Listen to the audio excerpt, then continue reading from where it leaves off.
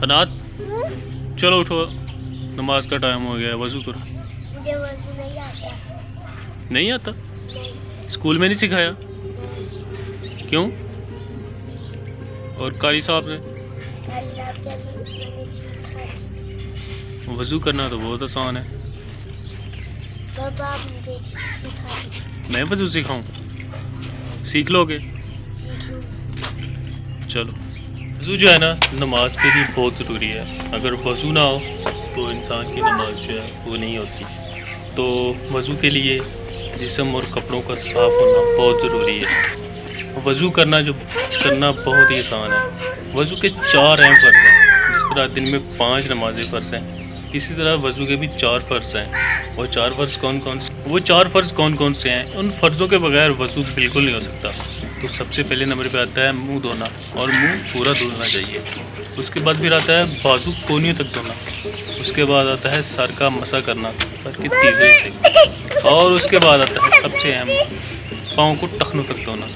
तो ये वजू के 4 फ़र्ज़ हैं। इनके बगैर वजू बिल्कुल नहीं हो सकता। इन चारों फ़र्ज़ के बगैर कोई भी फ़र्ज़ रह जाए तो आपका वजू नहीं होता।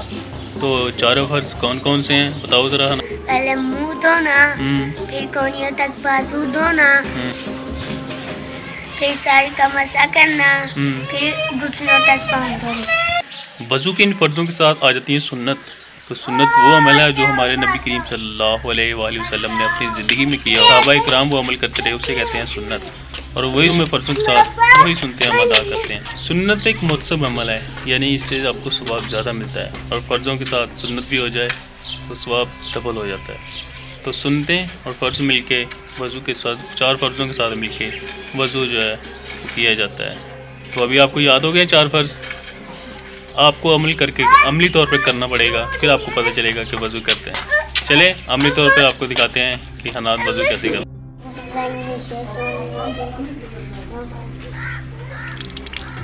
आई सुन्नत आ गई जी। पहले हाथों को धोना अच्छी तरह साबुन के साथ।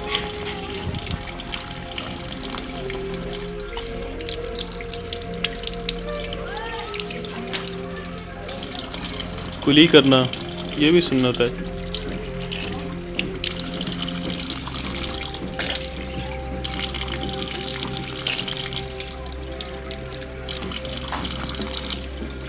अब नाक में पानी डालना भी सुन्नत मुतसब अमल। 3 दफ़ा मुंह पे पानी मारना, कान की लो तक पूरा मुंह।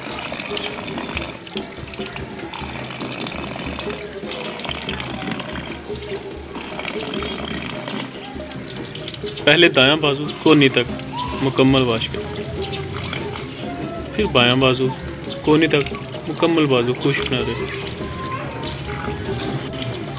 अब सर का मसा करना, अहम फ़र्ज़।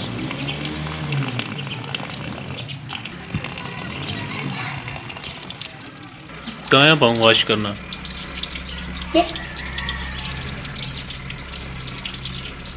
वज़ू का अहम फ़र्ज़ टखनों तक।